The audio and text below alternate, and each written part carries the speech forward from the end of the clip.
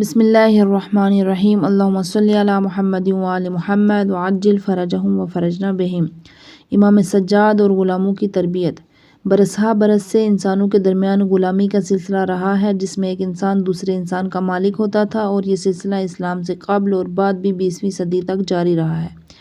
اسلام نے غلامی کے سلسلے کو دو اہم طریقوں سے ختم کیا ہے۔ پہلا طریقہ اسلام میں غلاموں کو آزاد کرنا نہایت ہی عظیم کام ہے اور بارگاہ خدا میں قربت کا ایک بہترین وسیلہ ہے۔ اسلام میں غلاموں کی آزادی بہت سے گناہوں کا کفارہ ہے، جیسے ماہ رمضان میں جان بوجھ کر روزہ توڑنا، نذر و قسم توڑنا، کسی مومن کا غیر عمدی قتل وغیرہ وہ گناہ جن غلاموں کو آزاد کرنا کفارہ ہے۔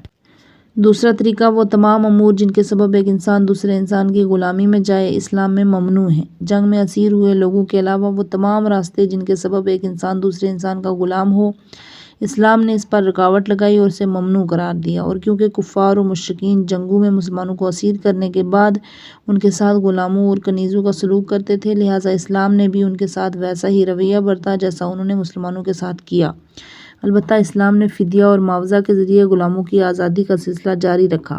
ارشاد پروردگار ہوتا ہے سورہ محمد آیت نمبر 4 میں کہ پس جب کفار سے مقابلہ کرو تو ان کی گردنیں اڑا دو، اور یہاں تک کہ جب زخموں سے چور ہو جائیں تو ان کی مشقیں باندھ لو، پھر اس کے بعد چاہے احسان کر کے چھوڑ دیا جائے یا فدیہ لے کے چھوڑ دیا جائے، یہیں تک کہ جنگ اپنے اختیار رکھ دے۔